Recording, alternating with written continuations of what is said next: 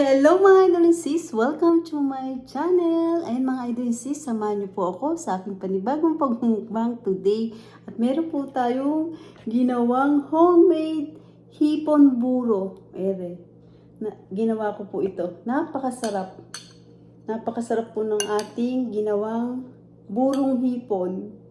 Ayan, at meron tayong ampalaya, talong, at okra. Yan lang po ang kakainin natin, mga idol and sis. At dahil isang linggong Holy Week, ito ang kakain natin. Ito pong burong hipo na to ay homemade ko lang po ito. Napaka the best. Mamaya ko na ikukwento sa inyo. At super excited. Sa 10 years ko dito sa Amerika, ngayon pa lang po ako. Magte 10 years pa lang po ako dito sa Amerika. Ngayon pa lang po ako kakain ng burong hipon. Ayan. Mga idol and sis, shoutout po sa inyong lahat. Salamat po sa inyong support at panonood sa aking channel. Thank you so much. Langga Judy Tanaka, Sis Sky 25. Lahat po kayo ay maraming salamat po sa inyong lahat, sa inyong suporta. Ayan, kain na po. Ayan, meron yung ampalaya. Excited ako mga idol and sis. Maglagay tayo dito ng napakasarap na burong hipon. Ito pong burong hipon parang saan po, sa Nueva Ecija po ito eh. Kaya napakasarap. Ayan. Tumikim na nga po ako eh. Mamaya ako kukwento sa inyo. Ampalaya. Wala tayong isda ngayon mga idol and sis. Okay lang yun.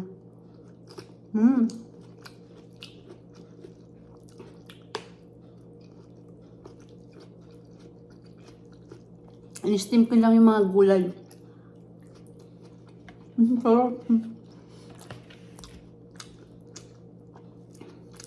Kukwento ko sa inyo. Paano gumawa ng burong hipon? Sige. Kakain muna tayo ng nilagang talong. Ayan. At isawsaw natin sa burong hipon. Oh.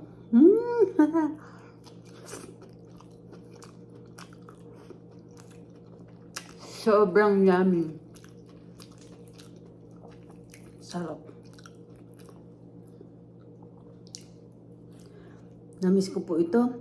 Kaya lang wala tayong isda ngayon. Okay lang. Sabi. Ito na. Mga idol and sis. Dahil andito tayo sa Amerika, walang buro dito. Ewan ko po sa ibang lugar kung meron.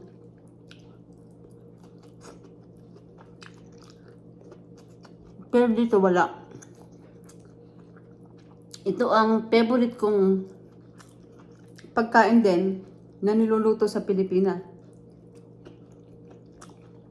Ang buro. Sa Pilipinas po, ang binibili ko doon, hipon o kaya po isda na buro. Bumibili lang po ako dahil, siyempre, sa Pilipinas tayo. Madaling bumili. Nandito na ako sa Amerika. Ala dito. Eto na, mga idol sis.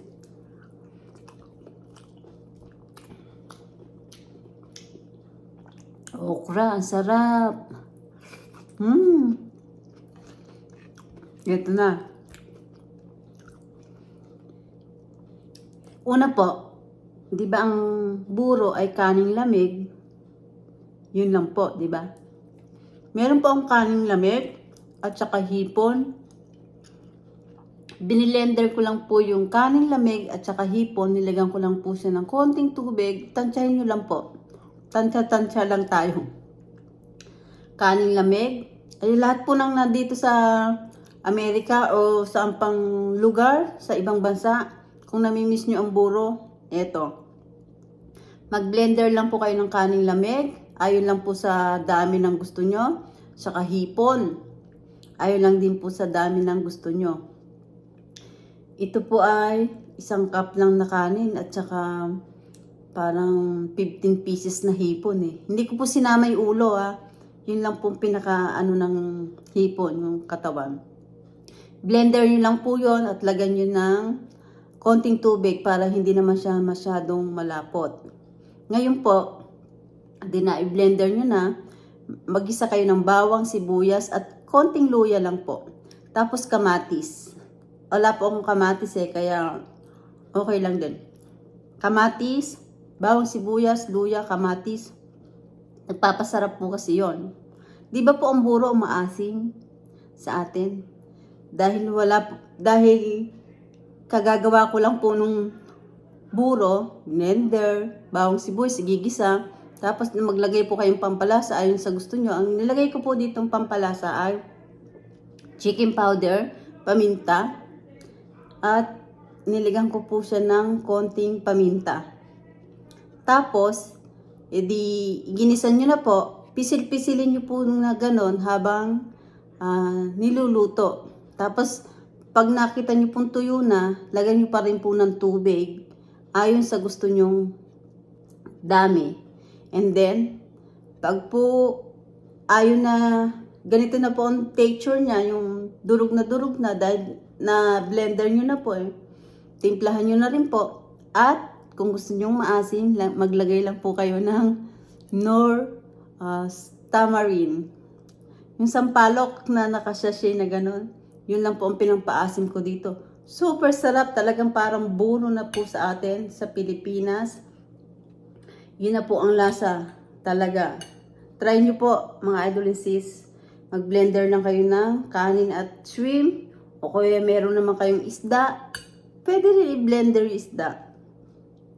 Pero, gumawa po ako. Ginaya ko lang din po ito. Perfect. Napakasarap. Maasim-asim. Ito po lasa ng buro talaga. Maasim-asim na talagang shrimp siya. Hipon.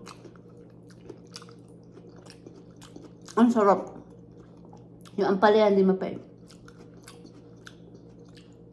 In-steam ko lang ng konti.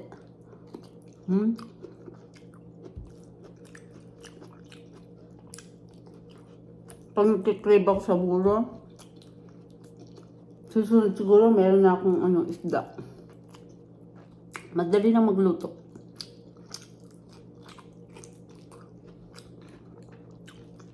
Yung buro sa atin, pinipreserve pa yun ng 1 week, isang buwan. Yung sa atin, pagkagawa, luto. Luto agad. Hindi na natin siya Kaya lang, syempre,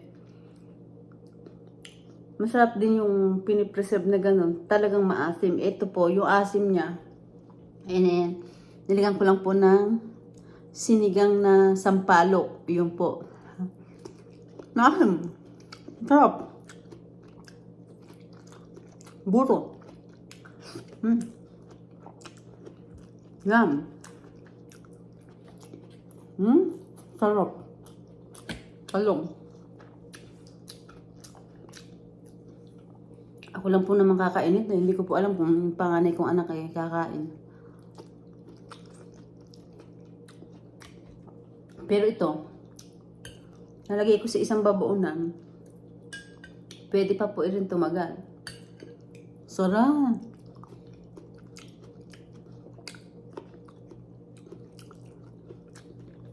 Kalasa ng buro dun sa Pilipinas. Ang gawa ko. Sarap.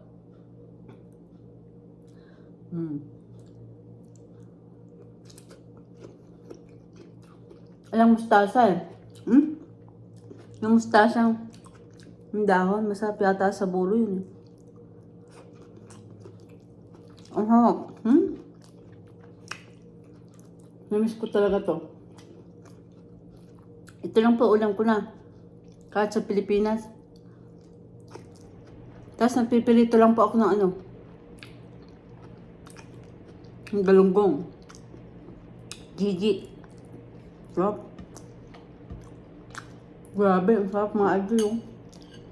Nagmamantika.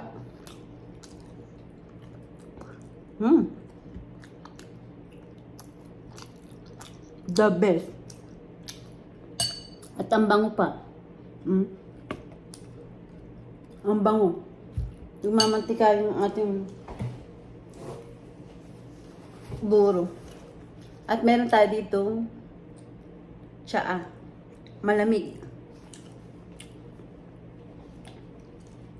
Ang sarap. Ang sarap ng buro. Tinikman ko na po itong kanina eh. Nagutom na ako kaya kumain na po ako ng kanin.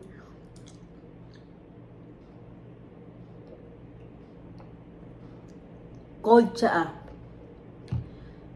Ito po, masarap. Iinom na po ako lagi ng tsaa. Pinapalamig ko, masarap. Ay, sarap.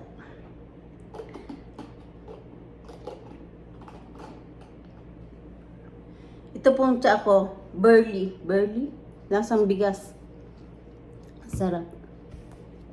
Oo, ang sarap nun. Ayan, tatlo po ito eh. Pero, nakain ko na yung dalawa, tapos talong, okra. Oh my goodness. Napakasarap. Napakasarap po. Ako lang naman kakain ito, okay lang. Lalagyan natin sa isang babaunan. Tama lang yung asim ng timpla ko. Sarap.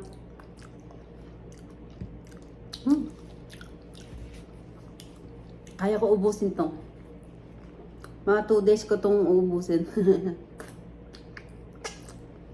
Ayan mga agencies, talagang nung nakita ko yung sa YouTube, ginaya ko na talaga. Ganun lang pala paggawa ng buro. At least hindi na na-preserve ng 1 week o 1 month. Luto agad. Ganun lang. Buro na talaga. Ang sarap. Ayan mga agencies, at may natutunan na naman po akong bagong recipe. Ang hirap po pag nasa ibang bansa tayo na mimiss natin yung ibang pagkain natin sa Pilipinas. Gagawa tayo at gagawa ng paraan. At gagayahin natin yung mga nakikita natin. Ayun mga agencies, salamat po sa inyong support at panonood sa aking channel. At hindi ko na po kayo isa-isahin. Nagpapasalamat po ako ng buong puso ko sa inyong lahat mga agencies. At kung hindi pa po kayo nakakapag-subscribe, mag-subscribe na po kayo.